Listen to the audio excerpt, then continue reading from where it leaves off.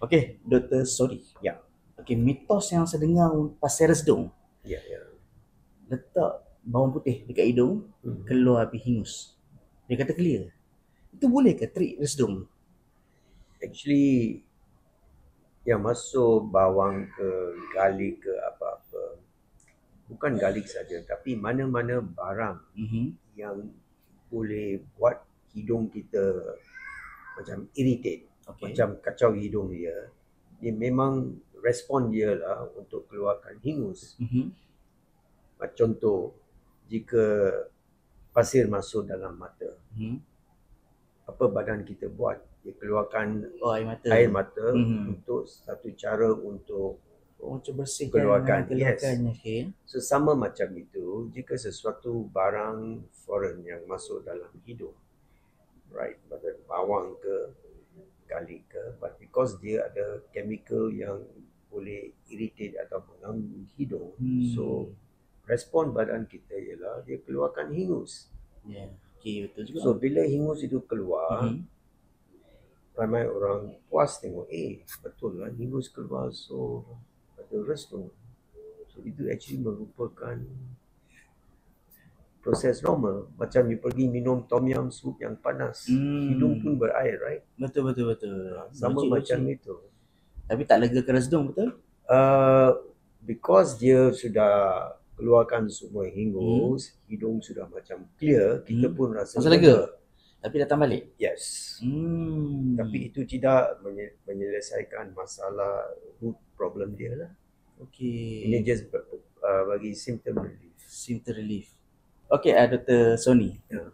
Apa terminologi yang betul resdung sebenarnya? Ada setengah orang cakap resdung ni allergic rhinitis, ada yang kata sinusitis, ada rhinosinusitis. Yang mana yang betul sebenarnya? Okay.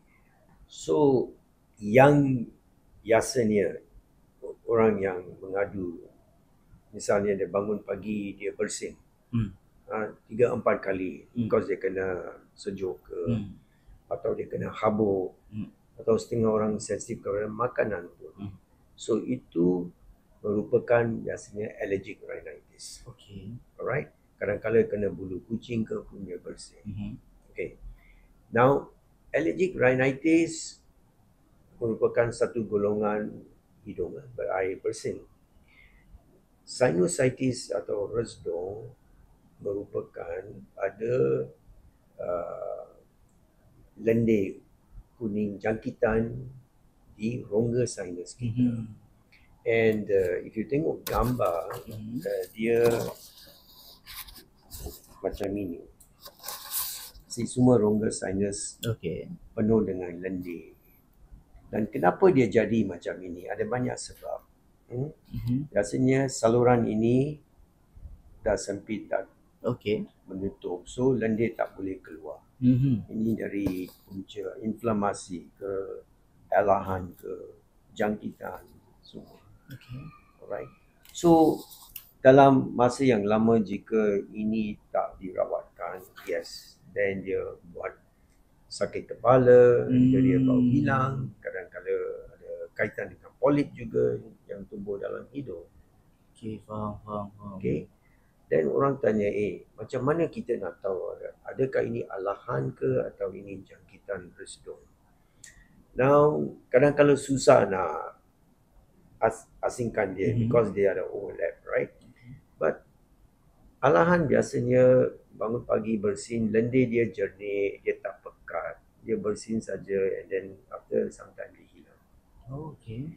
Resdung, dia lendir dia pekat, kuning, hijau, sumbat, dan kita rasa selalu sakit, rasa pressure di kepala kita. Okay, ini roughly lah. Bukan semestinya dia macam itu, tapi ini boleh bagi kita sikit idea lah. Kadang-kadang mereka dua overlap. Then only thing is pemeriksaan lah. Pakai kamera scope semua. Resdung boleh diterukkan dengan seafood tak, doktor? Itu alahan. Okey. Setengah orang ada allergy, right, kepada seafood.